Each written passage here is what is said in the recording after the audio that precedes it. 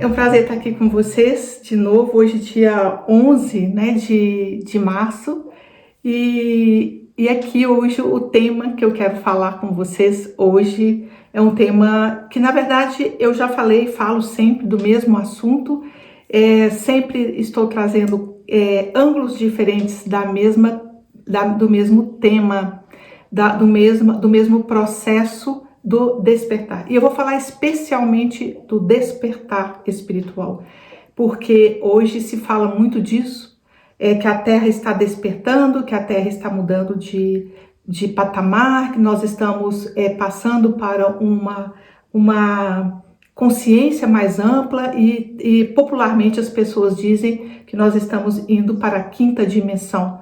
Então a gente ouve isso de todo lado, mas não temos um aprofundamento do que significa isso, se isso faz sentido para você ou se é apenas uma repetição de palavras que as pessoas estão dizendo que estamos mudando de vibração e etc. O que significa isso? E aqui eu quero fazer uma referência também ao tabuleiro do Mahalila. Então sempre tenho falado bastante aqui no canal do Mahalila, então aqui no Instagram, trazendo estas questões que a gente precisa compreender mais profundamente.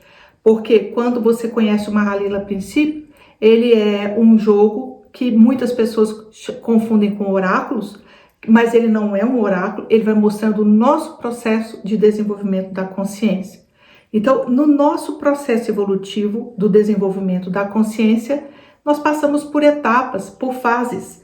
E o que a gente observa na primeira etapa do nosso processo evolutivo, e isso pode ser em uma vida, pode ser em muitas vidas, lembrando que eu estou falando dentro da tradição védica, que é a tradição do Mahalila. Então, dentro desta visão, que é a minha visão também, nós passamos por várias experiências encarnatórias para que a gente desenvolva a consciência. Ou seja, a consciência a priori que está em nós, o nosso ser divino, ele passa por várias experiências até que a gente perceba e deixa ele comandar a nossa vida. Então, dentro do tabuleiro do Mahalila, nós temos diversos estados de consciência e o que mais nós podemos compreender desse tabuleiro é que ali existe um jogo, um lila, de identificar e desidentificar. Qual é este jogo na nossa vida? Quando nós estamos muito inconscientes, nós somos muito identificados às nossas emoções. A emoção, ela aparece e você se identifica com ela. Então, nós somos totalmente tomados, sem nenhuma consciência que nós estamos totalmente envolvidos naquilo.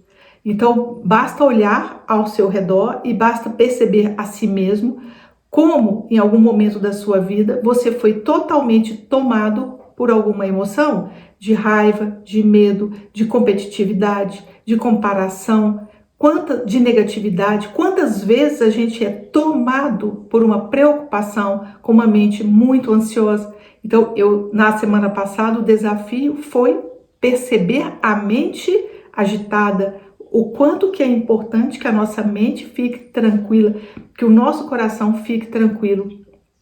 É o coração tranquilo que é a morada do ser essencial que você é. Então, na primeira etapa do nosso processo evolutivo, nós somos totalmente identificados às emoções. Então, são elas que nos comandam, elas que fazem o movimento dentro de nós.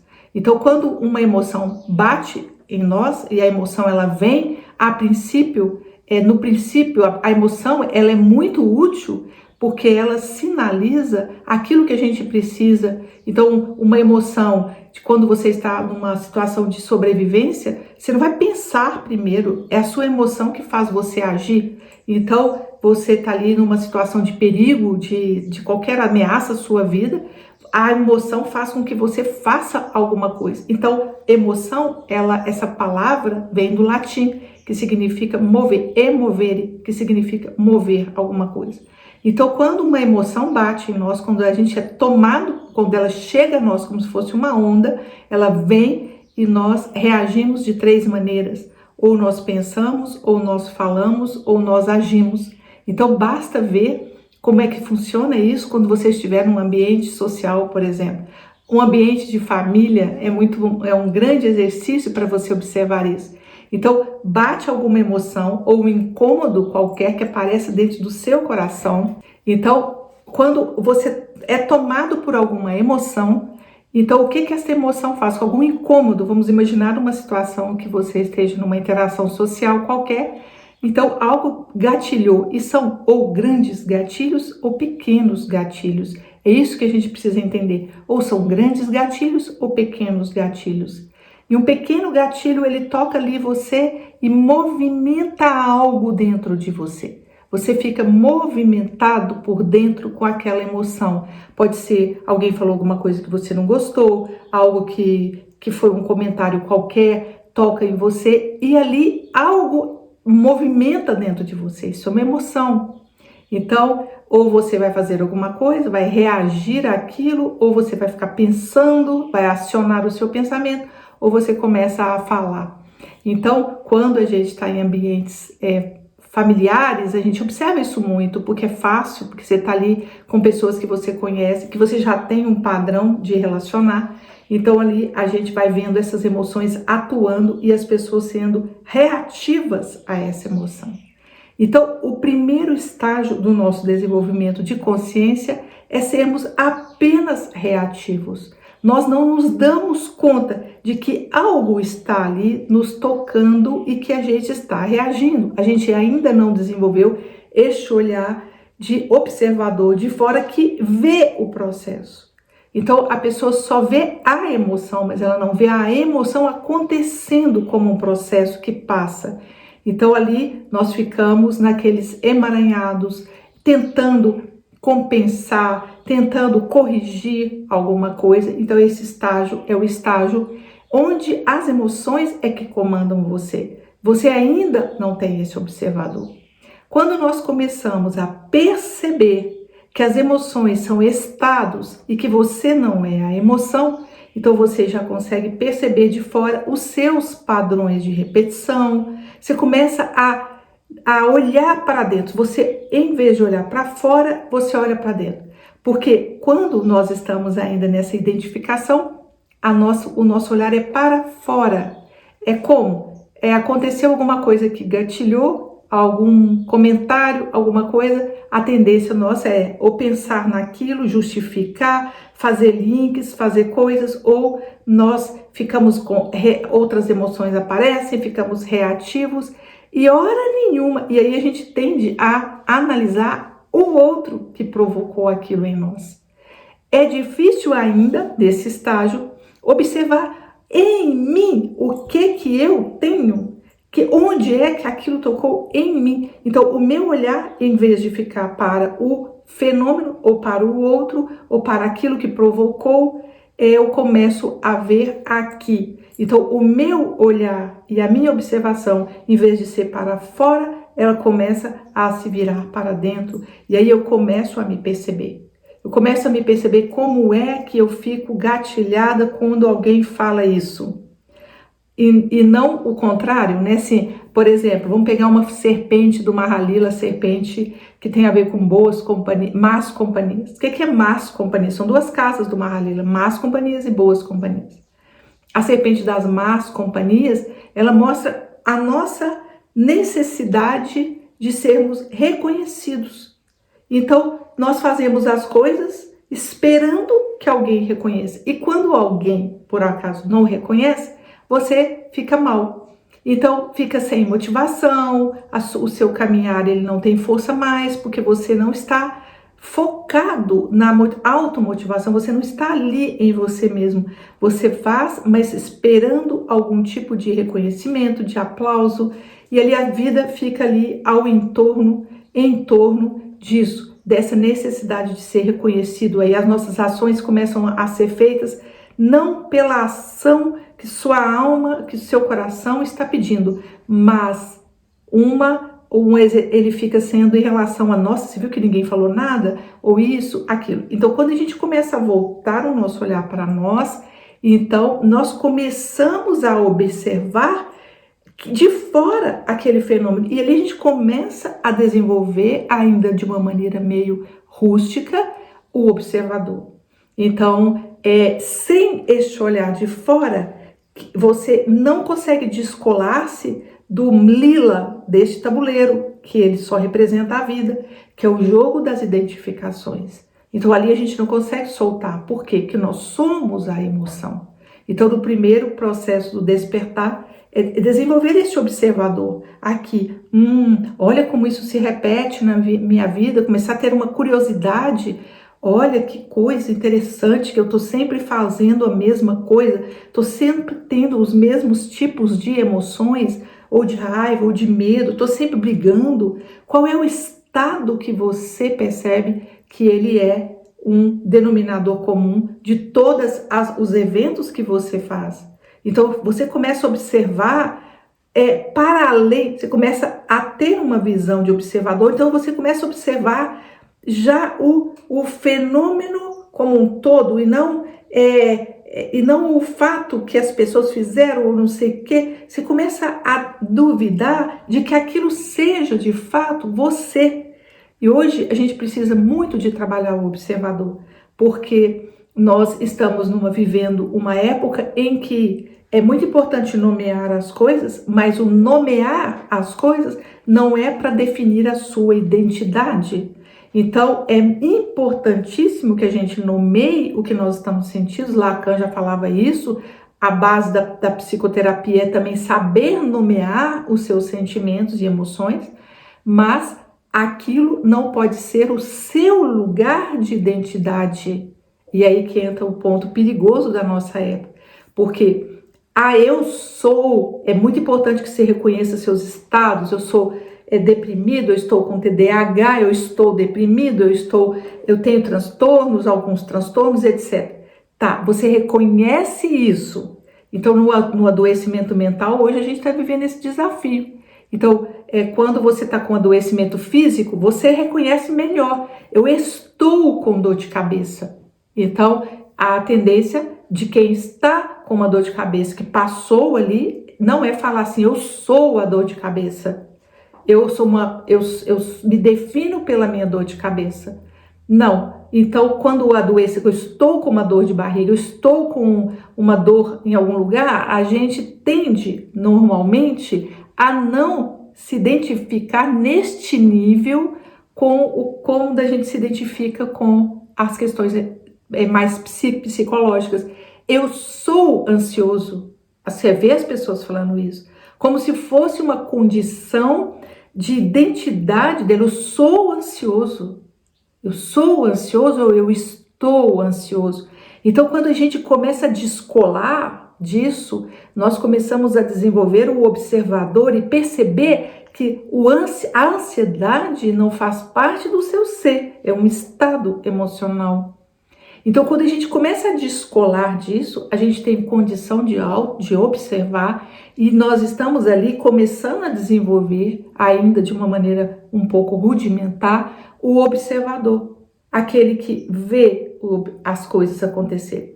E à medida que a gente começa a desenvolver uma maturidade nesse estágio, o que você começa a perceber, algum momento disso, que existe um ser atrás muito mais pacificado e tranquilo, como se fosse um lago, e que aqueles eventos que estão ali acontecendo, que formam as ondas, quando você joga uma pedra no lago e movimentam a superfície daquele lago, você, em vez de ver só o movimento, você começa a sentir que existe um lago por trás.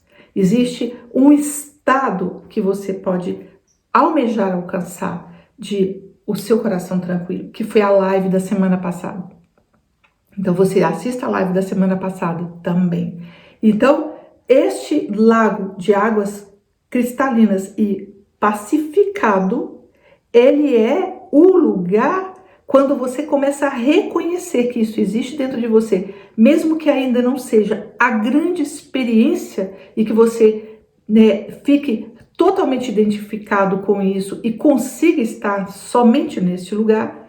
Mesmo assim, quando você começa a reconhecer que existe isso e como uma base interna mais profunda sua, o ser interno mais profundo seu, ele não está sujeito a essas ondas de movimentação emocional. Quando você começa a se perceber que existe essa possibilidade, você está no processo de despertar. Então, despertar o quê? Esse reconhecimento dessa natureza espiritual profunda que nós temos. É como se fosse reconhecer o rio profundo que existe dentro de todos nós. Enquanto nós não estivermos nessa percepção, enquanto nós não tivermos esta percepção e não estivermos neste estado, nós não vamos nos desidentificar da emoção e não estamos despertos ainda. Então, o despertar espiritual que tanto tem se falado é a percepção dessa natureza profunda, divina, ela é profunda, que existe dentro de todos nós. E ela só é alcançada quando você consegue observar que esses estados com os quais você se identifica não são os seus estados verdadeiros, são estados. Por isso que chama-se estados. Não é a sua natureza profunda, são estados. Então a minha natureza física não é ter dor de cabeça. Mas quando eu estou com dor de cabeça, eu reconheço que eu tenho uma dor de cabeça, tomo providências em relação à dor de cabeça, posso tomar um remédio, mas hora nenhuma eu vou dizer que eu sou a dor de cabeça e considerar que a minha vida inteira, a partir de agora, vai ser a dor de cabeça. Então, nesse nível físico é mais fácil perceber, mas no nível emocional, nós nos identificamos com as coisas. Então, à medida que você se identifica, você cai neste plano do lila, você cai neste plano do não desperto, que é o plano humano nesse sentido. Então vamos imaginar, aqui seja o plano do funcionamento humano básico e você tem um lado divino que você precisa permitir que ele apareça e aflore. Então quando nós estamos identificados, a todo momento que nós estamos identificados, a gente muda de plano. Para qual plano? O plano da Matrix, usando as palavras de hoje, o plano da mente programada, o plano limitado, o plano do lila. Todas as vezes que nós caímos na identificação, nós saímos do reconhecimento da nossa natureza divina e caímos aqui num plano abaixo, bem abaixo, que é o plano das identificações. No tabuleiro do Mahalila é representado pelas essas casas densas, onde a gente se identifica nas primeiras linhas, que nós estamos identificados. E como desidentificar é que é o processo antes do despertar. Antes do despertar, nós temos este processo de limpar essas emoções, de perceber que nós não somos essas emoções. E às vezes nós estamos tão identificados que é necessário algum tipo de trabalho de cura, como a cura da criança interior, que é um trabalho que eu tenho, que eu amo esse trabalho, porque ajuda você a soltar essas amarras lá que ficaram presas na infância e que fazem com que a pessoa fique muito identificada e não consiga sair e observar aquilo, não consegue soltar aquela história porque tem amarras muito profundas. À medida que a gente vai reconhecendo este nosso ser interno, nós vamos aprendendo a ter estados mais pacificados dentro do nosso coração, porque nós vamos aprendendo a soltar essa identificação. De alguma maneira, por algum caminho, de algum jeito, você vai soltando essas identificações. E esse é um grande processo de crescimento já no segundo estágio, que é o pós-despertar. Então, o antes do despertar, nos cabe a purificação. Depois do despertar, nos cabe a estabilização deste olhar ali, que é o olhar do observador, que observa, que percebe a natureza do ser. Então, ali você vai fazer um trabalho de fortalecer a sua conexão espiritual. E o que a gente precisa entender nesse processo todo é que sem a desidentificação, sem essa capacidade de desidentificar, você não vai acessar o seu potencial máximo divino. Porque para acessar o potencial divino, nosso coração tem que estar em paz. E você tem que estar desidentificado e reconhecer a sua natureza divina. Isso pode acontecer por um milagre, que você é tomado por um raio de compreensão, e ali você saca. Mas o que acontece é que sempre existe essa sacada de que você não é a sua emoção. Eu não sou a raiva, eu não sou a baixa estima, eu não sou, e de repente você... E não é só um falar que não é entender que você realmente não é, que não é. E porque quando você percebe que não é, você pode tomar as providências corretas, como a dor de cabeça. Então, se eu percebo que eu não sou, que não faz parte da minha constituição normal ter dor de cabeça, quando eu reconheço a dor de cabeça, e ao reconhecê-la, e se eu sei de antemão que eu não sou a dor de cabeça, eu posso tomar providências para resolvê-la. Isto é uma dor de cabeça, então eu preciso mudar a minha alimentação, eu preciso tomar um remédio, eu preciso o quê? Agora, se eu acho que sou isso, eu tomo alguma providência? Não tomo nenhuma providência. Então, no nível emocional, a gente se prende e reforça o sentido da prisão hoje mais do que antes. Na minha opinião, a gente está tendo esse risco, esse grande desafio. Eu sou deprimido, eu sou ansioso, eu sou como se aquilo fizesse parte de você e você não tivesse nada a fazer com isso, no sentido de não se reconhecer como isso. Não que você precisa fazer algo, pode ser ir ao médico, pode ser olhar para isso, mas se você se identifica neste nível com isso, você é isso, você está dizendo, então você está afirmando, então você está ali na incapacidade de ver-se para além disso. Então, o despertar é ver-se para além daquilo que a gente está acostumado a se identificar. Então, para além para onde? Em que direção? Para além na direção do rio profundo que nós somos. Aquela que se você pode chamar de qualquer coisa dentro da sua crença, o seu ser superior, o seu eu superior, a sua essência divina, o seu rio profundo. Por que eu gosto de rio profundo? Porque rio profundo parece que é seu mesmo. E quando a gente fala eu superior, parece que está fora de nós. Parece lá. Então a gente, até no reconhecimento da nossa natureza divina, muita gente tende a princípio a perceber-se como fora de si, não aqui. Deus está no seu coração. Então, mas para entrar em contato com o Deus que está no seu coração e escutar e abrir essa possibilidade de ser comandado pela sua essência divina, você precisa perceber que essa essência divina está dentro de você. Essa é a sua tarefa. Perceber que eu sou esse ser divino, ele está dentro de mim, só estou identificado aqui, não consigo perceber. Sem esta percepção, mesmo ela tem que ser verdade para você, mesmo que você não ainda tenha sentido este rio profundo, que eu ainda esteja navegando como se for o rio profundo, é mais fácil por causa disso. Porque a gente entende que tem uma natureza movimentando aqui em cima, mas tem um rio que sustenta essa natureza aqui. Então é fácil de falar, aprofunde e vá para o rio profundo de si mesmo. Então você vai perceber que este rio profundo de si mesmo é mesmo você.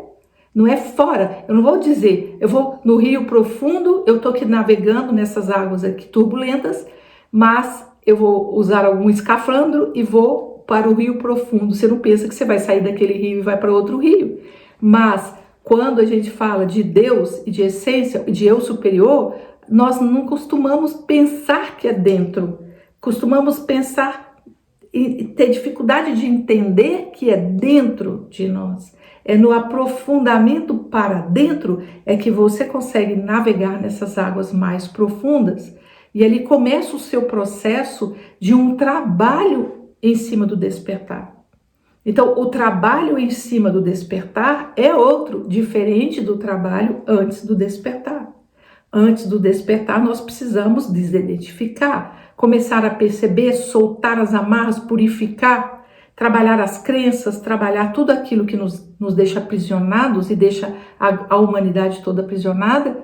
E depois que você faz isso e que você começa a reconhecer e observar e ter rudimentos que seja deste observador dentro de você, você começa a perceber padrões, você começa a perceber, isso se repete, isso é um padrão, você começa a ter outro olhar sobre o seu processo terapêutico, inclusive. E ali você começa a aprofundar nesse rio profundo de si mesmo e começar a explorar as profundidades de si mesmo. É ali, nessa profundidade, é que nós vamos encontrar as orientações que vêm da nossa alma, é que a gente vai dar o comando da nossa vida para a nossa alma, para que aquilo ali comece a surgir com mais potência e mais força dentro de você, na sua vida cotidiana.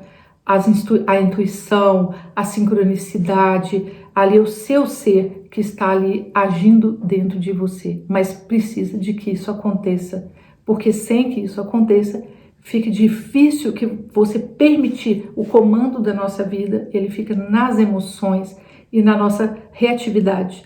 Nós ficamos reagindo eu estou com medo, vou fazer uma coisa para compensar, eu estou me sentindo inferior, eu tenho que fazer uma batalha qualquer, e ali a gente fica na reatividade e não no centro de si mesmo, de verdade, observando aquilo que a sua alma está trabalhando com você.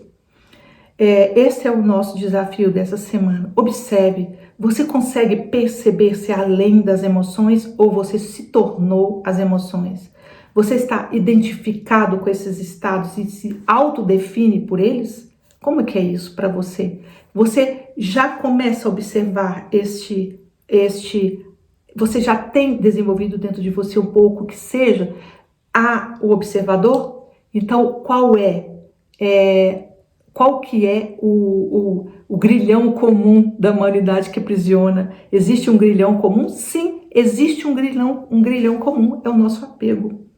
É o nosso apego às situações. Eu me apego à minha emoção, é o apego emocional. Todo isto, agora, qual é a nuance emocional? Depende de cada um, mas tudo é um apego. E se a gente observar as pessoas, elas são o tempo inteiro reagindo umas às outras.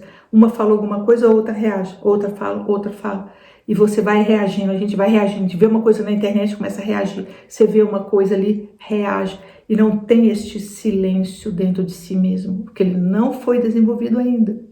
Então, aí nós somos vítimas dessa emaranhado coletivo. E como a gente vive uma vida coletiva, né, a humanidade como um campo de energia, ali as emoções são muito misturadas e tudo gatilha, tudo. Todo mundo é gatilhado o tempo inteiro para as emoções. Pá, pá, pá. Então ficamos parecendo aquelas bolinhas de ping-pong, batendo aquelas bolinhas não de ping-pong, que só tem uma, aquelas bolas de sinuca, né? Pá, pá, pá, batendo uma na outra e uma bate e reage, a outra bate e reage. Então, é este centro que começamos a desenvolver, que tira você dessas identificações. Ele precisa que você volte para dentro e observe. Precisa que você comece a desconfiar que isto é uma emoção, estou me identificado, o que eu posso fazer para desidentificar? Deixa eu sentir isso aqui dentro de mim um pouco, mas sem uma reação imediata. Aí a gente começa a perceber que existe um processo nessas emoções.